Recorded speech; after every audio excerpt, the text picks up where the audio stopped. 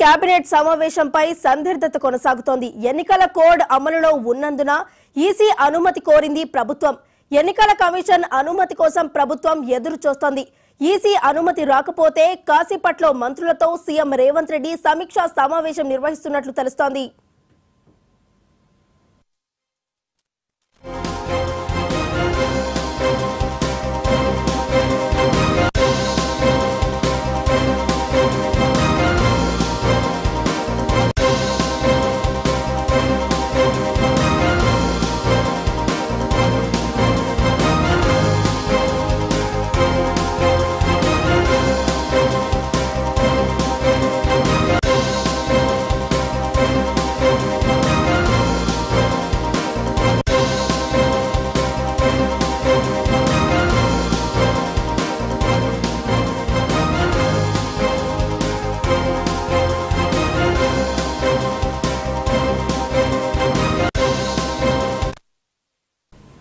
Telangana cabinet సమావేశంపై సందిగ్ధత కొనసాగుతోంది. ఎన్నికల code అమలులో ఉన్నందున ఈసీ అనుమతి కోరింది ప్రభుత్వం.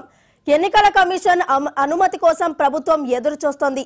ఈసీ అనుమతి రాకపోతే కాసేపట్లో మంత్రులతో కలిసి సీఎం రేవంత్ రెడ్డి సమీక్షా సమావేశం నిర్వహించనున్నట్లు తెలుస్తోంది.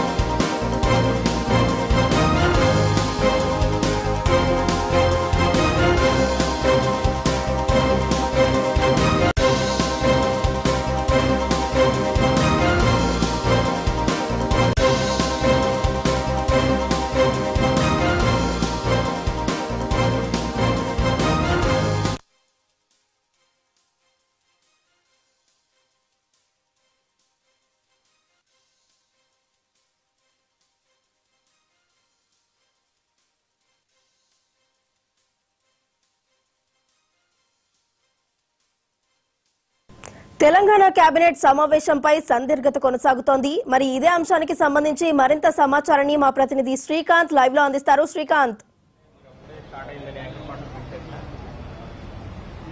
వైష్ణవి, తెలంగాణ కేబినెట్ ఈ రోజు ఉంటుందని చెప్పి సీఎం రేవంత్ రెడ్డి మొన్ననే ప్రకటించిన నేపథ్యంలో దానికి సంబంధించి ఈసీ పర్మిషన్ కోసం ప్రభుత్వం లేఖ రాయడం జరిగింది. దానికి సంబంధించి ఇప్పటి వరకు ఈసీ క్లారిటీ ఇవ్వలేదు. 4 గంటలకు సమావేశం ఉంటుందని ప్రభుత్వ వర్గాలు చెప్పినప్పటికీ ఈసీ ఎన్నికల కోడ్ నేపథ్యంలో దాన్ని సాకుగా చెప్తూ పర్మిషన్ ఇవ్వనట్టుగా కూడా తెలుస్తుంది. దానిపై ఎట్లాంటి క్లారిటీ కూడా ఇవ్వలేదు. ఇక్కడ ఇంతకుముందే కొద్దిసేపటి క్రితం మనం సిఇఓ వికాస్ రాజును సంప్రదిస్తే ఢిల్లీ నుంచి ఇంకా మాకు ఎలాంటి ఆదేశాలు రాలేదనేది ఆయన మనకు తెలపడం జరిగింది. అయితే ముఖ్యంగా రాష్ట్రంలో పట్టభద్రుల ఉప ఎన్నిక జరుగుతుంది. ఇటు ఖమ్మం, నల్గొండ, ఏదైతే వరంగల్ సంబంధించినటువంటి ఉప ఎన్నిక జరుగుతుంది. ఈ నేపథ్యంలో దాదాపు 10 జిల్లాలు, కొత్త జిల్లాలతో కలుపుకుంటే దాదాపు 10 జిల్లాలు ఈ పరిధిలో ఉన్నాయి. అయితే దాదాపు తెలంగాణ 33 జిల్లాలో 10 జిల్లాలో ఎన్నికలు ఇంకా జరుగుతున్న పరిస్థితి ఉన్నది. గ్రాడ్యుయేట్ ఎలక్షన్స్ అని చెప్పవచ్చు, ఇది బై ఎలక్షన్.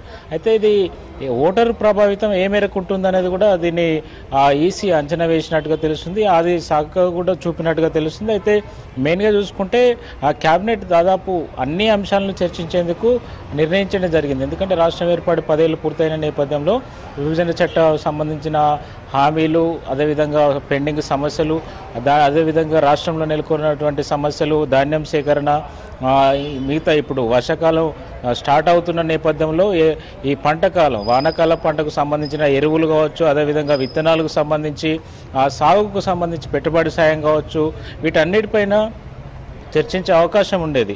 అయితే ఈసీ క్లారిటీ ఇవ్వని నేపథ్యంలో కేబినెట్ సమావేశంగా కాకుండా సీఎం రేవంత్ రెడ్డి అధ్యక్షతనే మంత్రులందరితోటి సమావేశం కాబోతున్నారు. ప్రస్తుతానికి అందుబాటులో ఉన్న మంత్రులతోటి సమావేశం కావాలని నిర్ణయించుకున్నట్టుగా తెలుస్తుంది. పొన్నం ప్రభాకర్ అదేవిధంగా సీతక్క అందుబాటులో లేనట్టుగా తెలుస్తుంది మనకి ఇప్పటి వరకు ఉన్న సమాచారం ప్రకారం. అయితే మిగతా మంత్రులతోటి సేమ్ ఏదైతే టైం మెన్షన్ చేశారో అదే సమయానికి సీఎం రేవంత్ రెడ్డి సెక్రటరీకి చేరుకొని మంత్రులతో సమావేశం అవుతారు.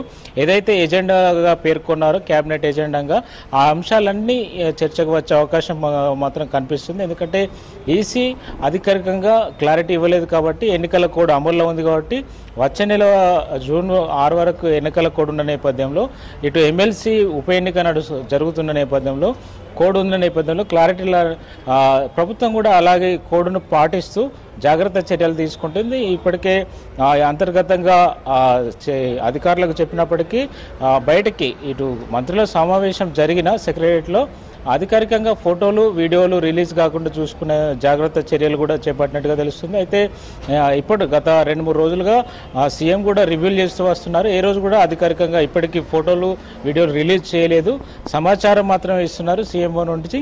ఆ సమాచారం ప్రకారమే ఇటు బయటకి వార్తలు వస్తున్నటువంటి పరిస్థితి. అయితే ఈ రోజు కూడా అదేవిధంగా మంత్రుల సమావేశంలో కీలక నిర్ణయాలు, క్యాబినెట్ భేటీ అనేది అఫీషియల్గా కాకుండా మంత్రుల సమావేశంగా జరగనుంది. అది కంటిన్యూ చేయనున్నారు. అయితే మెయిన్గా ప్రధానంగా నెలకొన్నటువంటి ఏదైతే అంశాలు ఉన్నాయో వాటన్నిటిపై చర్చిస్తారు. ఎందుకంటే ఈ ఎడ్యుకేషన్ ఇయర్ స్టార్ట్ కాబోతుంది. జూన్ నుంచి అడ్మిషన్ స్టార్ట్ అవుతాయి. అదేవిధంగా స్కూల్స్కు సంబంధించి ఉన్నాయి, ఇటు గురుకులాల అడ్మిషన్స్ స్టార్ట్ అవుతున్నాయి. రెసిడెన్షియల్ పాఠశాలలు ఏవైతే ఉన్నాయో పాఠశాలల్లో లక్షల మంది విద్యార్థులు ఉంటారు. వారికి సంబంధించి ప్రభుత్వ స్కూల్స్కు సంబంధించినటువంటి వారికి అడ్మిషన్స్, అదేవిధంగా వారి యూనిఫామ్స్కు సంబంధించి టెక్స్ట్ బుక్స్ సంబంధించి వీటన్నిటి మీద నిర్ణయం తీసుకోవాల్సి ఉంటుంది. ఇవన్నీ చర్చించాల్సి ఉంటుంది. అదేవిధంగా ఇది ఇప్పుడు రైతులకు కూడా ఇబ్బందికరమైన సమస్య. ఎందుకంటే ధాన్యం కొనుగోలు ఇప్పుడు కళ్ళాలలో ఉన్నటువంటి పరిస్థితి, ధాన్యం ఇంకా పూర్తిగా సేకరణ జరగలేదు. మొన్నటి వరకు ఎలక్షన్ హడావిడి ఉండే. ఇటు ఎలక్షన్ హడావిడి ముగిసిన తర్వాత పరిపాలనపై పూర్తిస్థాయి దృష్టి పెడతానని సీఎం రేవంత్ రెడ్డి చెప్పిన తర్వాత ఆయన మర్నాడు నుంచే రివ్యూలు స్టార్ట్ చేశారు. అయితే ఈ ఎన్నికల కోడ్ను ఏదైతే ఈసీ ఆంక్షలు ఉన్నప్పటికీ అంతర్గతంగా రివ్యూలు అయితే చేసుకుంటూ వెళ్తున్నారు. మెయిన్గా రైతులకు ఇబ్బంది జరగకుండా ఏదైతే ప్లాన్ ప్రకారం వెళ్తుందో అదేవిధంగా రైతు రుణమాఫీ అనేది ప్రధాన ఎజెండాగా ఉంటూ వస్తుంది. సీఎం రేవంత్ రెడ్డి అయితే దీని మీద చాలా క్లారిటీగా ఉన్నారు. కంపల్సరీ రైతు రుణమాఫీ చేయాల్సిందే అని చెప్పారు. ఈ నేపథ్యంలోనే రాష్ట్రానికి వచ్చే ఆదాయ వనరులు ఏవైతున్నాయో ఆ ఆదాయం పైన, సమకూరే మార్గాల పైన ఎక్కువ దృష్టి కేంద్రీకరించాను. ఇప్పటికే ఆయన ఇటు రెవెన్యూ కావచ్చు, ఎక్సైజ్ కావచ్చు, ఇటు మైనింగ్ శాఖకు సంబంధించినటువంటి కావచ్చు, ఇటు కమర్షియల్ ట్యాక్స్, వివిధ శాఖలతో ఇప్పటికే భేటీ అయ్యారు. ఆ అంశాలన్నింటినీ ఇప్పటికే అధికారులు సెక్రటరీలో ఉన్నారు. అధికారులతోటి ఆయన భేటీ కాబోతున్నారు. మంత్రులందరూ సమావేశాలు, ఆయా శాఖలకు సంబంధించినటువంటి అంశాలన్నీ చర్చకు వచ్చే అవకాశం కనిపిస్తుంది. అదేవిధంగా కాళేశ్వరం ప్రాజెక్ట్ ఏదైతే ఉందో, కాళేశ్వరం ప్రాజెక్టులోని మేడిగడ్డ, అన్నారం, సుందిల్లా ఈ బ్యారేజ్లకు సంబంధించి ఎన్డీఏసీ రిపోర్టు, చంద్రశేఖర్ అయ్యర్ నేతృత్వంలోని కమిటీ ఇచ్చిన రిపోర్ట్ ప్రకారం చర్చించనున్నారు. ఇప్పటికే మేడిగడ్డకు రిపేర్కు సంబంధించి దాదాపు 100 కోట్లు ఖర్చు అవుతుందని ఇటు అంచనా వేసిన ప్రభుత్వం ఇంజనీర్ల సూచనలు, సలహాలు కూడా తీసుకోనున్నారు. ఎందుకంటే ఇప్పటికే బ్లాక్ 7లోని కొన్ని గేట్లు ఎత్తడం జరిగింది, మరో 2 గేట్లు మొరాయిస్తున్నట్టుగా చెప్తున్నారు. అయితే దాని పరిస్థితిపై ఈరోజు ఎల్ఎన్టీ సంస్థ ఇటు ఇరిగేషన్ అధికారులతో కూలంకషంగా చర్చించనున్నారు. ఎందుకంటే గత ఎండాకాలంలో ఏదైతే యాసంగి పంట ఉంటుందో ఆ పంట ఎండిపోయిన పరిస్థితి ఆ పరివాహక ప్రాంతం అంతా దీని ఎఫెక్ట్ ఉంది. కాబట్టి అక్కడ నీటిని నిల్వ చేసేందుకు ప్రభుత్వం తక్షణ చర్యలు, ఇది వర్షాకాలం కాబట్టి గోదావరి ఫ్లో ఎక్కువ ఉంటుంది కాబట్టి ఇక్కడ నీరు నిల్వ చేయవచ్చా లేదా పంపింగ్ ద్వారా, ఏదైతే పంపింగ్ ఉందో పంపింగ్ ద్వారా ఇటు చెరువులు, కుంటలు కావచ్చు, అదేవిధంగా రిజర్వాయర్లు, బ్యాలెన్స్ రిజర్వాయర్లు ఏవైతున్నాయో వాటిని నింపుకోవడం, ఇట్లాంటి ప్రత్యామ్నాయ మార్గాల గురించి కూడా చర్చించే అవకాశం కనిపిస్తుంది. ఎందుకంటే తాగునీటికి, సాగునీటికి భవిష్యత్తులో ఇబ్బంది రాకుండా ఈ అంశాలను ప్రధానంగా పరిగణలోకి తీసుకునే అవకాశం ఉంది. వైష్ణవి, ప్రధానంగా కొద్దిసేపట్లోనే ఈ సమావేశం ప్రారంభం కాబోతుంది. మంత్రులతోటి మెయిన్గా క్యాబినెట్లో ఏదైతే అజెండా అంశాలు రూపొందించారో అన్ని అంశాల మీద చర్చ జరుగుతుంది. కానీ అఫీషియల్గా క్యాబినెట్ భేటీ కాకుండా మంత్రుల సమావేశం అనేది విధంగా జరగబోతుంది. Right, thank you Srikanth.